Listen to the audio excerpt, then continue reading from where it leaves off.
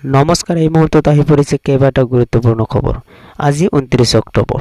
আজি ভাৰতৰ লগতে অসমৰ কেইবাটা গুৰুত্বপূৰ্ণ খবৰ যুগুত হৈছে। এনে ধৰণৰ ভিডিঅ' নিতে চাবলৈ চেনেলটো ছাবস্ক্ৰাইব কৰি ভিডিঅ'ত এটা লাইক দিব। সকলৰ এক গুৰুত্বপূৰ্ণ খবৰ, দশম শ্ৰেণীৰ ছাত্ৰ-ছাত্ৰীসকলে 6 মাহিলীয়া পৰীক্ষা নিদিয়াকৈ মেট্ৰিক পৰীক্ষাত বহিব নোৱাৰিব। এই কথা সদৰি কৰিছে সেৱাৰ কৰ্তৃপক্ষৰ পৰা। 2022 চনত অনুষ্ঠিত হ'বলগীয়া মেট্ৰিক পৰীক্ষাত বহিব নোৱাৰিব। ছাত্ৰ-ছাত্ৰীসকলে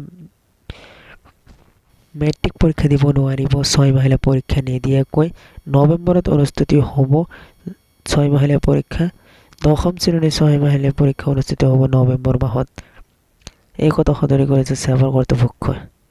মেট্ৰিক পৰীক্ষাত বহিব নোৱাৰিব দশম শ্ৰেণীৰ ছাত্ৰ-ছাত্ৰীসকলে পৰীক্ষা নিদিয়াকৈ নৱেম্বৰত অনুষ্ঠিত হ'ব 6 মাহিলীয়া পৰীক্ষা।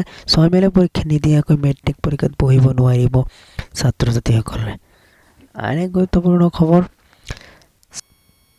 26 দিনৰ অন্তত জামিন লাভ কৰিলে আৰিয়ান খানে। 2 অক্টোবৰৰ পৰা কাৰাগাৰত আছিল আৰিয়ান খান। ড্ৰাগছৰ গোচৰত কাৰাবন্দী হৈ আছিল শ্বাহৰুখ খানৰ পুত্ৰ আৰিয়ান খান।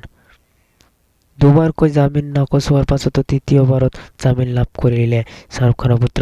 মুকলি আকাশৰ তললৈ শ্বাহৰুখ খানৰ পুত্ৰ আৰিয়ান খান। বম্বে উচ্চ ন্যায়ালয়ে প্ৰদান কৰিলে জামিন। খবৰ, ভাগৱৰ বিধায়ক চেয়াৰমান আলী ডাঙৰীয়াই লাভ কৰিলে জামিন।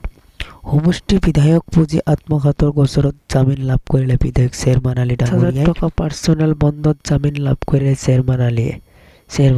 চৰ্ত সাপেক্ষে জামিন প্ৰদান কৰিলে ন্যায়ালয়ে। শ্বহীদক অপমান কৰা গোচৰত জামিন নাকচ হৈছে চেয়াৰমান আলীৰ।